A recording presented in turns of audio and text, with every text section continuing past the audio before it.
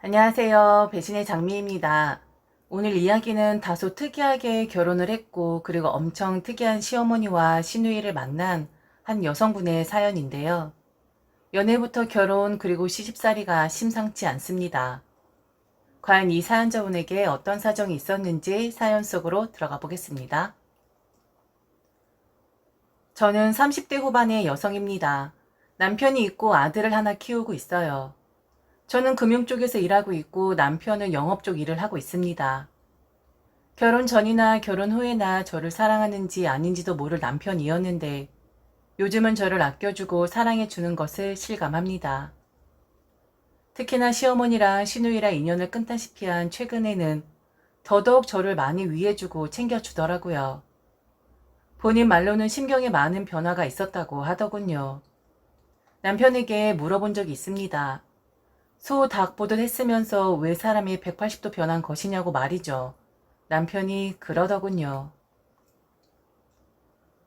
사랑은 원래 움직이는 거잖아. 당신도 알다시피 원래는 결혼까지 할 생각은 아니었는데 어찌하다 보니 결혼까지 하게 됐고 솔직히 당신도 결혼할 때 나한테 많이 바란 거 아니었잖아.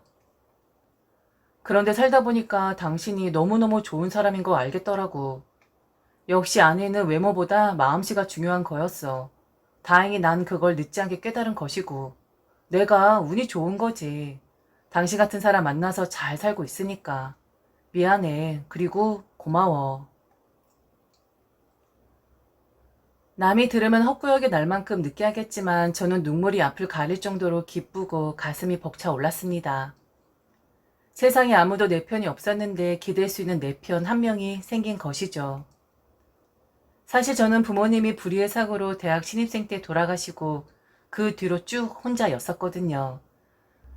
이모와 삼촌, 고모와 작은 아버지가 있었지만 그들 모두는 부모님의 사망보험금을 어떻게 하면 가로챌 수 있을까 연구만 했던 사람들이라서 친족의 연을 끊었었고 저는 형제 자매가 한 명도 없는지라 결국 의지할 사람이 주변에 한 명도 없었습니다. 그런데 거기다 어찌하다 보니 결혼한 남편도 저를 사랑하지 않았어요. 모르고 결혼한 것도 아니고 알고 결혼했지만 남편의 무관심과 심드렁함 때문에 사는 것이 더 외롭고 힘들었습니다. 그런데 결혼 2년여 만에 남편으로부터 진짜 사랑받는다고 생각하니 어깨춤이 절로 나는 것 같네요. 남편을 처음 만난 것은 2014년 말경이었습니다. 당시 저는 제2금융 업체의 대출창구 직원이었어요. 남편은 신용대출을 받으려고 저와 상담을 했죠. 가능한 빨리 최대한 많이 대출해 달라면서 제게 연신 부탁한다고 하더라고요. 그렇다고 많이 해줄 수 있는 것도 아닌데 어떤 사정인지 몰라도 급박해 보였습니다. 남편의 첫인상은 한마디로 준수하다였어요. 이목구비가 뚜렷하고 키도 훤칠했고 호감형인 사람이었죠. 처음 만남에는 대출 상담해주고 상품 소개해주고 준비 서류들을 알려주며 준비되는 대로 다시 찾아오라고 했어요. 그리고 며칠 뒤에 다시 제게 찾아왔습니다. 저는 서류들을 검토했고 가족관계 증명서에 낯익은 이름이 보이더라고요. 저도 모르게 남편에게 지나가듯이 혼잣말을 했었죠. 얘가 왜 여기서 나와? 얘 엄청 날라리 싸가진데? 아닌가? 저도 모르게 튀어나온 말에 긴장하며 절 쳐다보고 있었던 남편이 뭐 잘못된 게 있냐고 반문하더라고요. 저는 순간 얼굴이 새빨개져서 횡설수설했었죠. 제 고등학교 동창생 이름이랑 똑같아서요. 엄청 유명한 친구였거든요. 근데 생년도 저랑 같네요. 혹시 아니겠죠? 땡땡여고 맞나요? 남편은 그렇다고 했고 여동생 친구시냐면서 무슨 이런 인연이 있냐며 반가워하였습니다. 그런데 솔직히 저는 전혀 반갑지 않았어요. 남편의 여동생은 학교에서도 유명한 날라리에 패거리를 이루며 다니고 동생들에게 위화감을 조성하는 친구였거든요. 저는 더 얽히기 전에 빨리 대출을 마무리 지어주려고 했습니다. 그런데 당시 남편의 소득에 대비해서는 대출 금액이 많지 않았었죠. 남편은 7천만 원을 요구했지만 서류상으로 해줄 수 있는 금액은 절반의 3,500만 원이었습니다. 그랬더니 남편은 그 돈이 꼭 필요하다며 해달라고 떼를 쓰더군요. 저는 상담 직원일 뿐이었고 대출금액 산정은 제 영역이 아니었기에 도와줄 수 없었죠. 본인도 더는 안 되는 줄 아는지 포기하고 돌아갔고 저는 남편에게 모쪼록 잘 되시라고 말해 주었습니다. 그리고 얼마 뒤에 사무실로 남편에게 전화가 왔어요. 대출 실행 때 문의사항 있으면 전화 주라고 명함을 주었었거든요. 남편이 그러더라고요. 여동생과 고등학교 동창이라면서요. 여동생한테 이름이랑 외모에 대해 말해줬는데 잘 모르겠다고 그러더라고요. 걔가 원래 머리가 띨해서 사람 기억을 못해요. 이것도 인연인데 근처에 살면 저녁이나 한번 먹어요. 혹시 집이 어디세요? 저는 부모님 돌아가시고 오랫동안 살던 동네를 떠나서 그때는 회사 근처 원룸을 얻어 생활하고 있었을 때였습니다. 아마도 남편은 제가 다니던 고등학교 근처에서 계속 살고 있으리라고 생각했던 모양이었죠. 물론 같은 동네에 살지도 않았거니와 대출해 주었던 고객과 개인적인 만남을 할 수 없다며 거절했었습니다. 그런데 그 뒤로도 여러 차례 전화가 와서 밥 한번 먹자, 차 한잔 마시자 하며 연락을 주더라고요. 몇 번을 망설이다가 퇴근 후에 차 한잔 같이 하기로 하고 만났습니다. 만나보니 준수한 외모만큼이나 말솜씨도 어쩜 그리 좋은지 제가 기억했던 날라리 여고 동창의 오빠 이미지와는 많이 달랐습니다. 매월 20일에 대출 이자랑 원금 갚는 날인데 계속해서 지연이 되더라고요. 그러면 저는 전화를 해서 이자와 원금을 납부해달라고 독촉할 수밖에 없었습니다. 원래는 악성 채무자의 소지가 있는 고객은 바로 독촉하는 부사로 넘겨야 하는데 동창 오빠인 점도 있고 괜시리 안타까워서 꾸준히 연락해서 제때 납부할 수 있도록 최근을 했었죠. 남편도 직장이 있는지라 돈이 아예 없진 않았기에 제가 연락하거나 그러면 다행히 입금을 시킬 수 있었나 보더라고요. 근데 그게 참 그렇더라고요. 돈이 있으면 독촉하기 전에 제 날짜에 보내면 될 것을 꼭 제가 안달난 사람처럼 연락해서 입금시키라고 해야 돈을 넣는 것이 참 아쉬운 부분이었습니다. 계속 그렇게 간간히 연락하며 지내고 있다가 어느 날은 저희 고등학교 단짝 친구를 만나서 오랜만에 수다를 떨고 있었죠. 문득 남편의 날라리 여동생이 생각이 나더라고요. 그래서 친구에게 지나가는 투로 그 친구의 근황을 물어보았더니 잘 지내고 있다더군요. 약간 의아했었죠. 걔 얼굴 이쁘장한 날라리? 걘 갑자기 왜? 싸가진 더럽게 없는 게 얼굴만 예뻐가지고 걘 잘 사는 것 같더라. 인생 참 불공평해. 걔 대학도 지방의 전문대 겨우 들어갔잖아. 근데 지금 뭐 하는 줄 알아? 요가 학원 원장이잖아. 얼마 전에 아는 친구들한테 들은 건데 제법 장사도 잘 된대.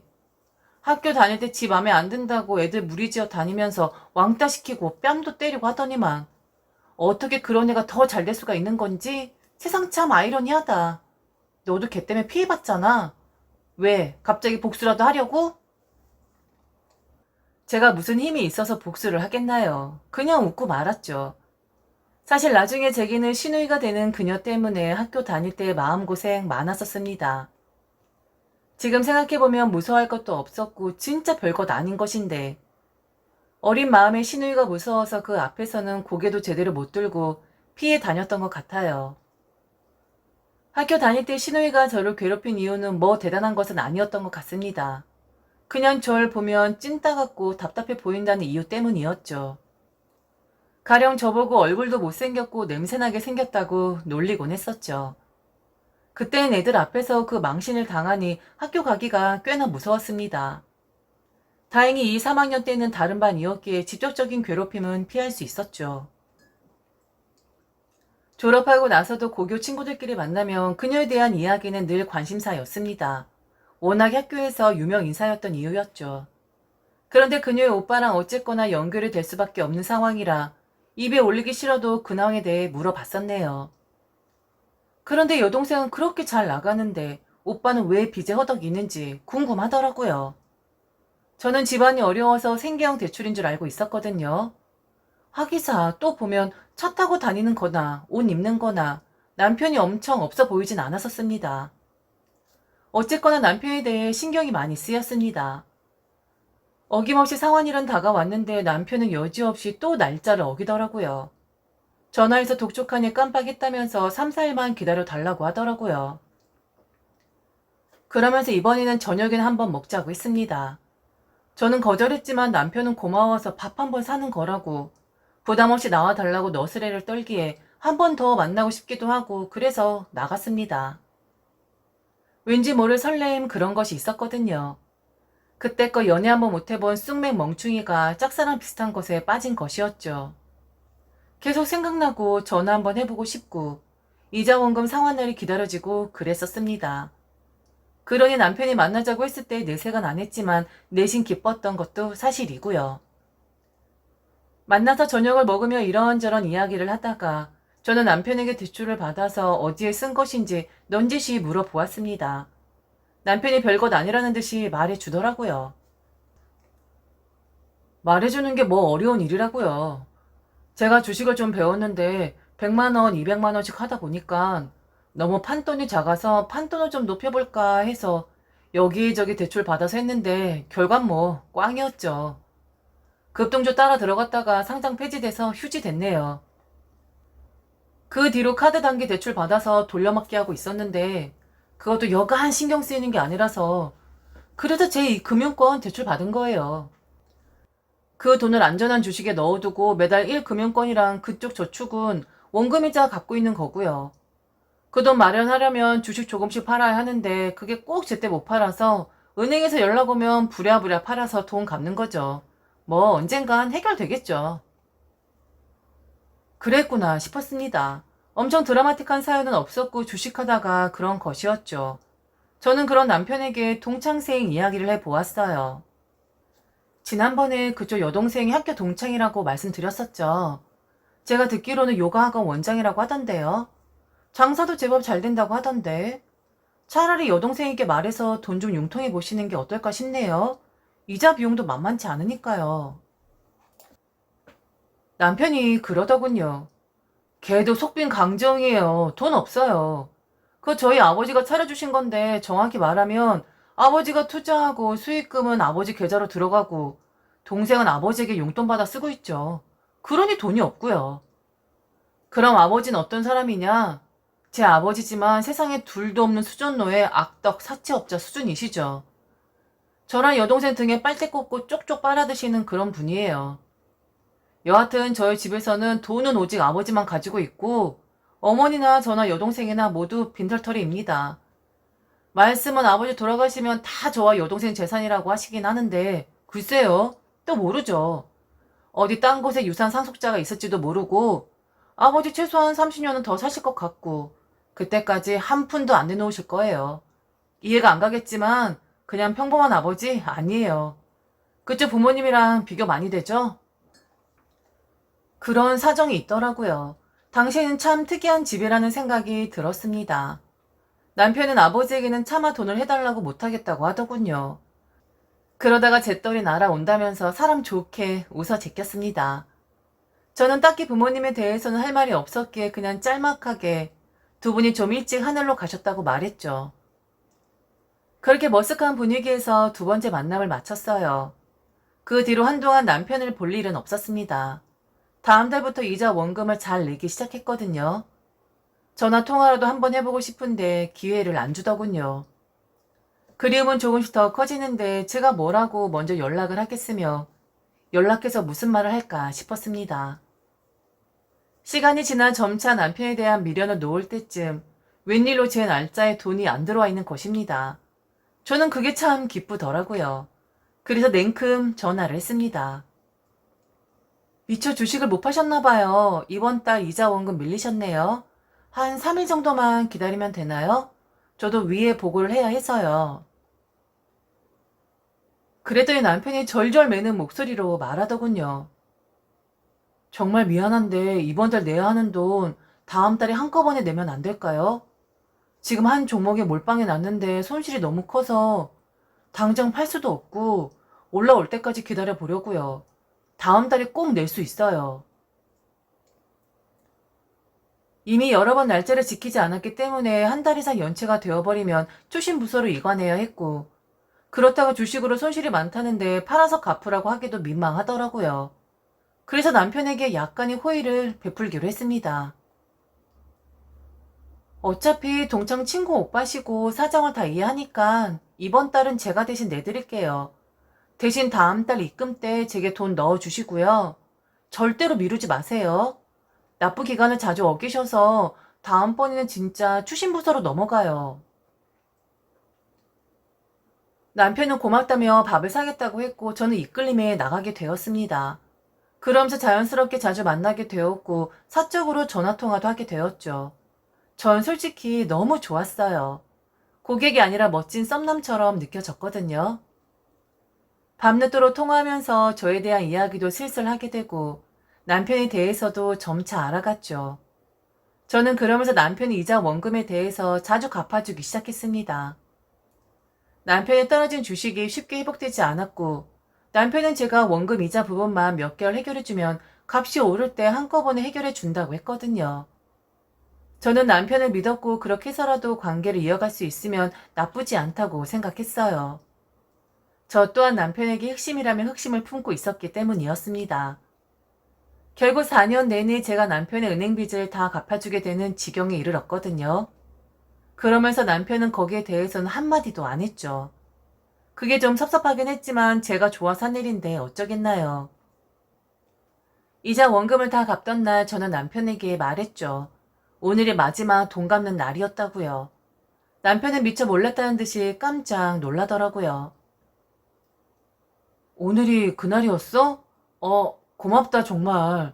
내가 최대한 빨리 마련해서 네 돈 다 갚아줄게. 벌써 시간이 그렇게 됐구나. 그건 그거고 오늘은 진짜 술 한잔 같이 마시자. 근사한 와인바 알고 있어. 저는 정말 순수하게 남편의 빚이 다 갚아졌으니 기분 좋으라고 한 말이었는데 그날따라 남편은 떨떠름한 듯이 그렇더라고요. 그날 생전 처음으로 분위기 묘한 와인바를 가보았고 때마침 창밖으로 눈이 내리고 있었습니다. 제 인생에서 그날처럼 여유롭고 마음 편한 날이 없었어요. 갑자기 눈물이 나더라고요. 그냥 맥이 탁 풀리는 게 부모님도 보고 싶고 뭔가 안도감도 느껴지고 이상한 날이었습니다. 남편은 갑자기 우는 제 모습에 왜 그러냐며 안절부절 못했고 혹시 돈 때문에 그런 것이면 각서까지 써준다고 했죠. 서로 주거니 받거니 하며 진짜 만땅 취했던 것 같아요. 그리고 그날 4년 만에 처음으로 남편의 품에 안기게 되었습니다. 저는 그날이 남편과의 교제 첫날이라고 생각했어요. 그런데 그 이후로 남편과 저는 되게 어색해졌습니다. 남편이 저를 피하는 모양새였고 제가 남편을 따라다니는 형국이었죠. 하기사, 쟤까짓 게 무슨 멋진 남자며 그런 근사한 남자를 만날 수 있겠어요. 저는 제 분수를 너무 잘 알고 있었죠. 외모 면에서는 그다지 잘나지 않았거든요. 빼빼이 마른 몸매, 쌍꺼풀도 없는 밋밋한 눈매에 피부도 하얗지도 않고 30대 초반의 나이임에도 30대 중반은 훌쩍 넘어 보였죠. 여러 날 고민 끝에 이건 추억이구나 라는 생각을 했어요. 그리고 남편을 마음속으로 떠나보내기로 했죠. 어쨌거나 저도 사심을 가지고 남편의 빚을 갚아주었던 것이기에 주면 받는 거고 안 주면 못 받는 거고 그렇게 생각하기로 했습니다. 이별을 말하는데 제가 굳이 찾아서 고할 필요는 없었죠. 그냥 그렇게 연락을 끊겨도 좋다는 심정이었습니다. 그 뒤로 남편은 거의 진짜로 한 달가량 연락이 없었어요. 섭섭하긴 했지만 당연한 것이라고 생각을 했고 스스로 위로해가며 이별을 받아들였습니다. 그러다가 부끄럽지만 임신한 사실을 알았네요. 황당하기도 하고 저 스스로가 참 바보 같다는 생각을 했습니다. 저도 고민을 끝낸 상태에서 조언을 구해볼까 하고 친한 친구를 만나서 상의를 했어요.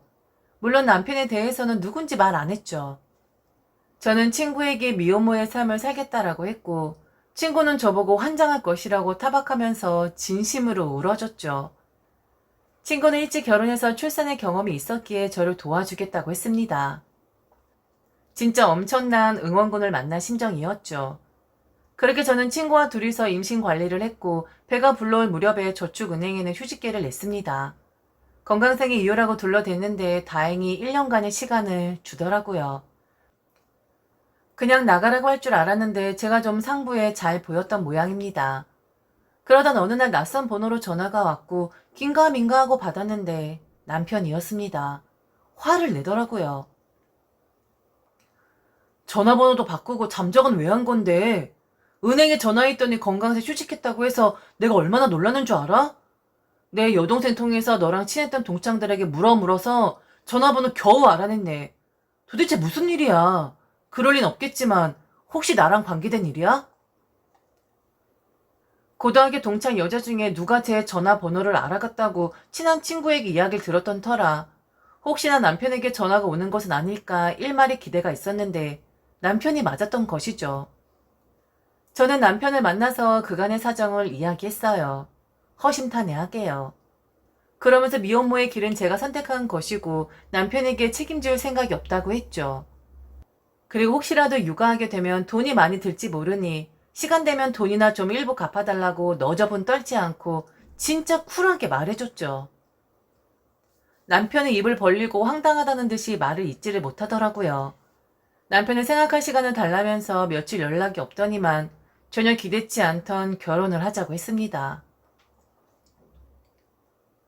내가 착한 남자는 아니어도 그래도 나쁜 남자도 아니야. 이런 일 있었으면 먼저 이야기를 했었어야지. 솔직히 네 돈 빨리 갚아주고 어정쩡한 이 관계 정리할까 생각도 했었어. 그런데 너 빼고 내 주변에 있는 여자들은 정말 다 야가 빠졌더라.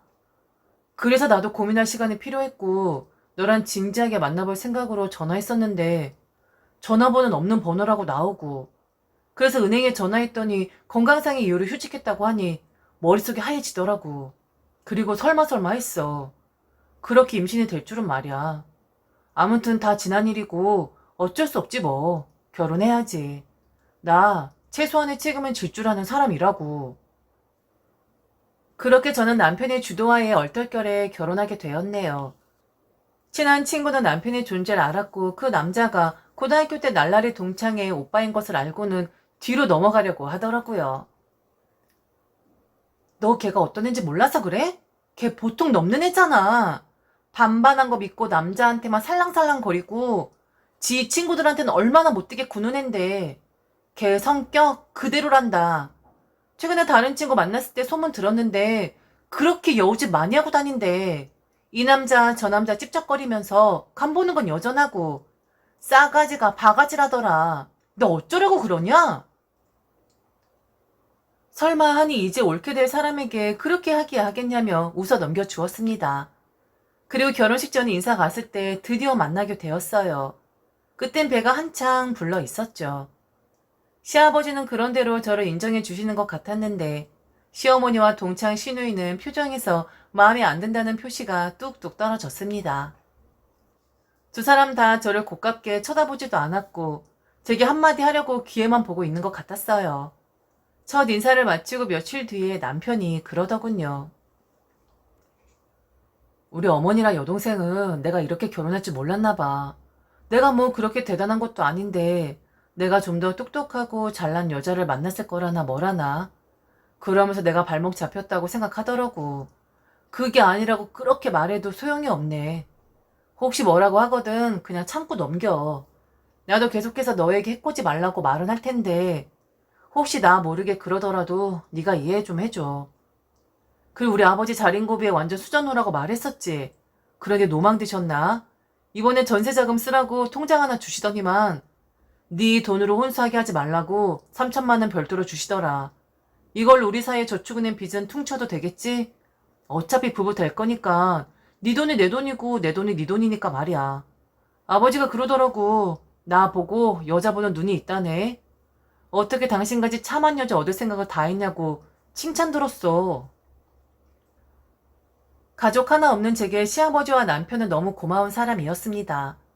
거기다 시아버지께서 초면에 저를 그렇게 높게 평가해 주시니 왈칵 눈물이 날 것 같더라고요. 결혼식 준비는 남편이 다 했고 저는 임신 관리만 했습니다.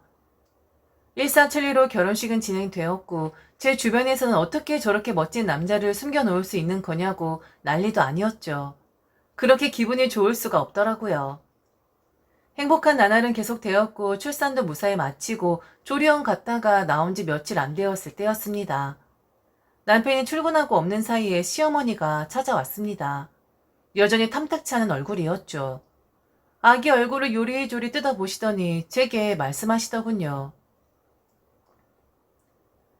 애가 우리 아저씨는 맞는 거지? 나는 아직도 도통 뭐가 뭔지 잘 모르겠다. 진짜 확인 검사해보면 알겠지. 내가 영 찜찜해. 내가 이러는 거 너도 동의하지? 말이 나와 사는 건데 솔직히 내 아들이 너랑 가당키나 하니? 걔랑 결혼하겠다고 하는 집안 좋고 똑똑하고 이쁜 애들이 어디 한둘인 줄 알아? 내가 내 아들 결혼만큼은 진짜 얼마나 기대했었는데 어떻게 내 기준의 절반도 안 되는 너랑 결혼할 수가 있냐 그 말이야.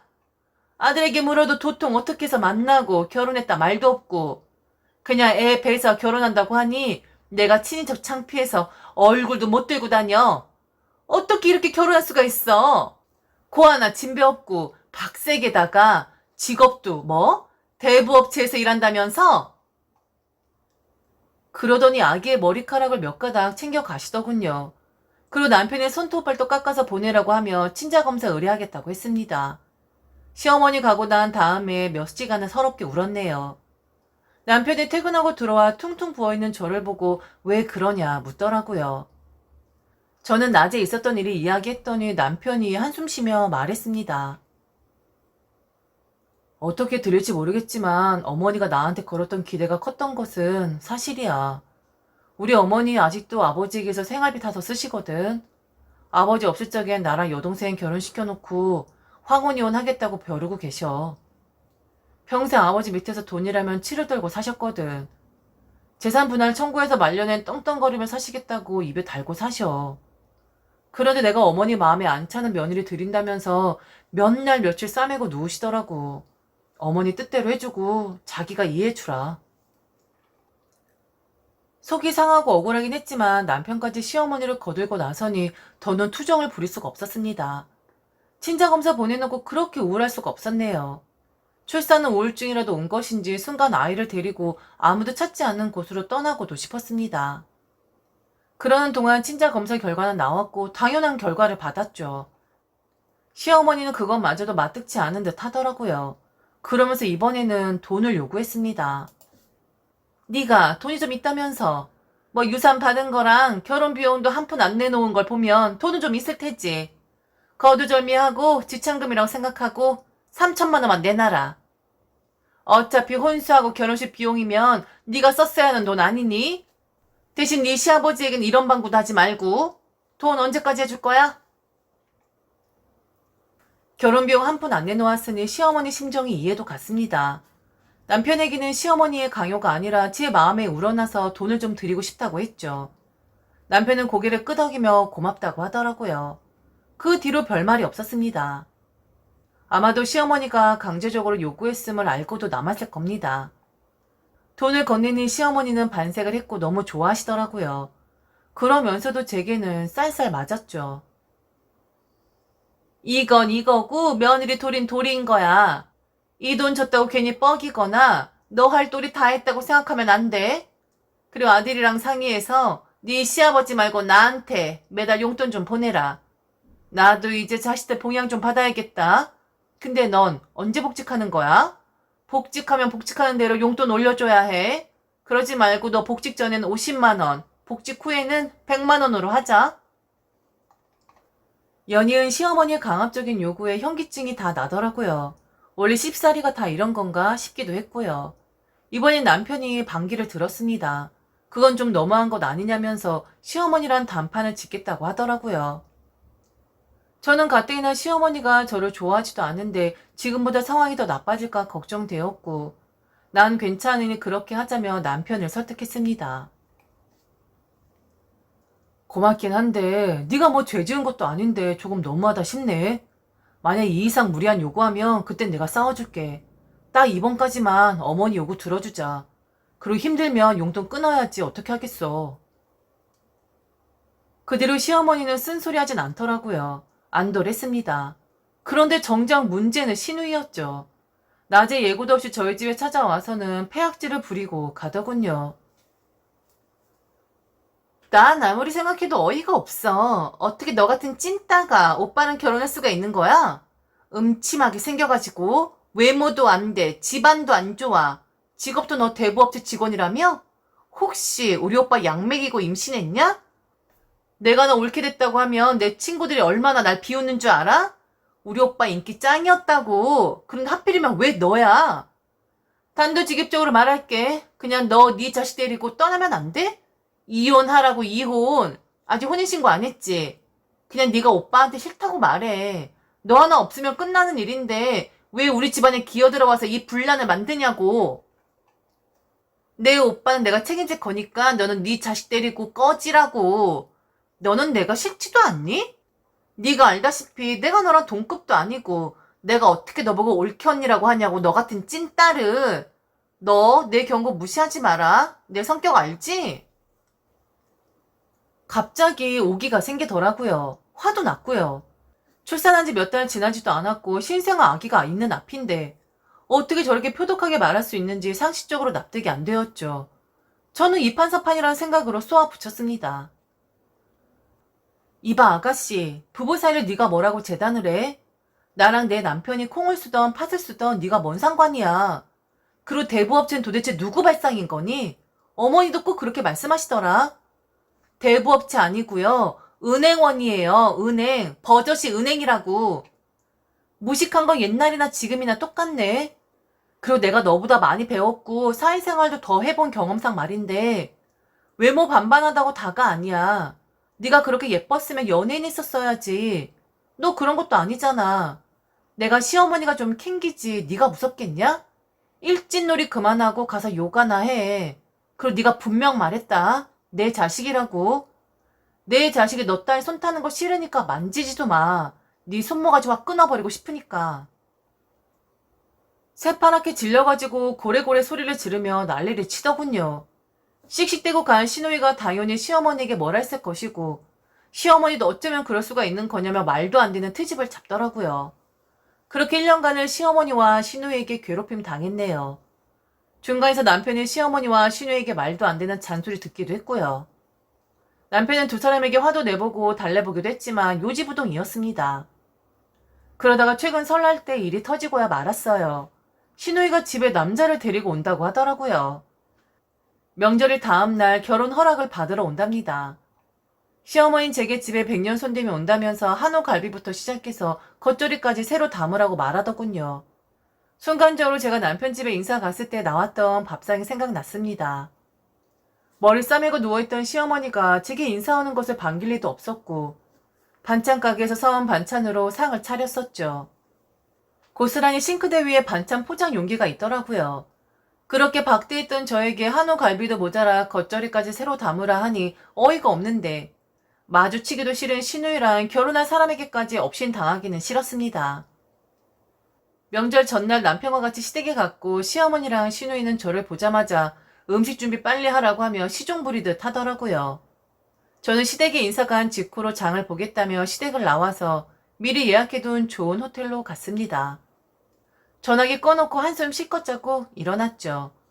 전화를 켜니 난리도 아니었고 남편에게 전화했어요. 우리 신혼여행 가기 전날 묵었던 호텔에 있어. 너무 힘들기도 하고 지치고 그러네. 그런데다가 시누이 결혼 상대자 밥상까지 봐야 한다는 게 비참하기도 하고 당신이 알아서 잘 좀 말씀드려줘. 난 솔직히 좀 지쳤어. 그러면서 시어머니가 한우 갈비 및 각종 요리의 겉절이까지 준비하라고 했던 이야기를 다 했습니다. 남편은 잠자코 제 이야기를 듣더니만 호텔로 찾아오겠다고 말하더군요. 그리고 아기와 함께 찾아와서 저를 꼭 안아주었고 명절 전날 밤 편안하게 쉬어보자며 적극적으로 나섰습니다. 저와 남편 핸드폰으로 시어머니 시누이 전화가 빗발쳤고 결국 시아버지에게 전화가 오더라고요. 저는 시아버지에게 지난 1년간 시어머니와 시누이의 행태를 말했고 이번에 찾아오는 시누이 신랑간 식사까지는 도저히 못 차리겠다고 솔직하게 말했습니다. 아버님 저는요. 어머니에게 지참금 3천만 원 드린 것이나 매달 100만 원씩 용돈 드리는 거 아깝다는 생각 안 해요. 그리고 어머니가 제 아들 친자검사 한 것이나 어머니랑 아가씨가 짜고 저를 괴롭히는 것도 다 참을 수 있어요. 그런데 말이죠. 저랑 남편이랑 지금이라도 이혼하라고 수시로 말하는 아가씨인데 그리고 제 아이 데리고 꺼지라고 하는 아가씨인데 그 결혼 상대자에게 밥상 바치는 일은 도저히 못하겠어요. 저 이대로 쫓겨나도 좋으니까요. 이번 명절만 이렇게 보낼게요. 시아버지는 제 말을 듣고는 그간 마음고생 많았다며 위로해 주시더군요. 그간 마음고생 많았다. 누가 뭐래도 너는 인간 덜 된 내 아들 인간 만들어준 소중한 며느리야. 난 그렇게 생각한다. 내가 젊었을 때 돈 벌러 다니면서 집안 단돌이를 잘 못했더니 네 시어머니건 시누이건 잘못 건사한 탓이다. 이해하라고는 안 할게. 그러니 이제 그만 됐다. 앞으로 네 시어머니랑 시누이랑 연락할 필요 없다. 집에도 찾아오지 말고 며느리 하고 싶은 대로 해라. 난 아무렇지도 않으니까 니들만 잘 살아다오. 명절 끝나고 시아버지는 제게 3천만 원을 보내주시더군요. 다시는 시어머니에게 뺏기지 말라면서 말이죠. 남편도 시어머니와 시누이와 저를 절대 연결해 주지 않습니다. 집안 행사 있으면 혼자 조용히 다녀오곤 하죠. 이런 일을 겪으면서 오히려 남편과는 더 가까워졌습니다. 제 남편이지만 때론 남편인가 아닌가 의문이 있었는데 이젠 완전히 저의 편만을 들어주죠. 참으로 우여곡절 많은 연애와 그리고 결혼이었습니다. 연애 때도 특이하더니만 결혼 후도 쉽진 않았네요. 그래도 지금은 좀 편합니다. 물론 언젠간 다시 만나서 명절도 같이 보내고 해야겠지만 현재까지는 시어머니나 시누이에 대한 응어리가 안 풀렸네요. 지금까지 들어주셔서 진심으로 감사합니다. 이상 배신의 장미였습니다.